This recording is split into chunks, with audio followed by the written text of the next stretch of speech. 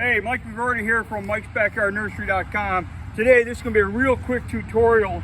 I've got a bunch of weeping Japanese maples here, and sometimes people are confused about what to do with them because they don't know how to grow upright. So, in my hand, this is called a Max Tampener. It's a tree tying machine, if you want to call it a machine. And basically, you just put it around the stem of the tree, pull the trigger, and it puts a band on there just like that. So it staples it, cuts it all in one motion, and then you squeeze it halfway and it pulls the tape again.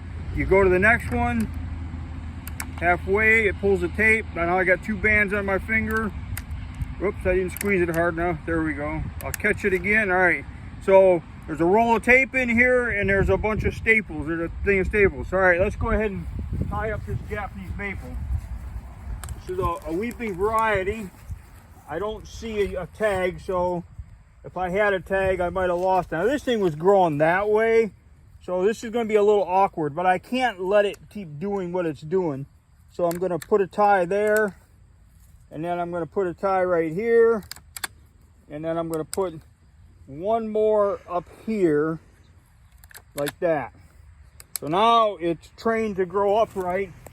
I got another, this one right here is hooping over, so it's really not going to get any taller than that if I don't correct it now. So I'm going to pull this branch up right here, put that tie on there, and then I'm going to take one of these branches, probably this one, and put a tie right there like that.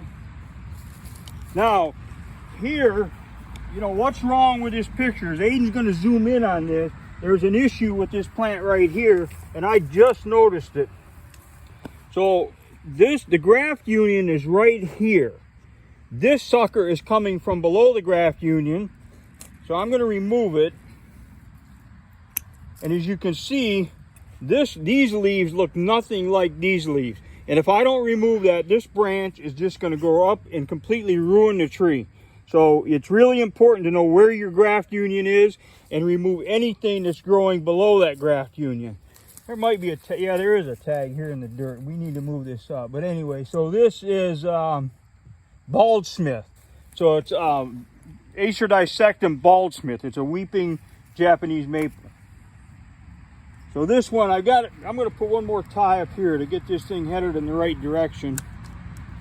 Like that.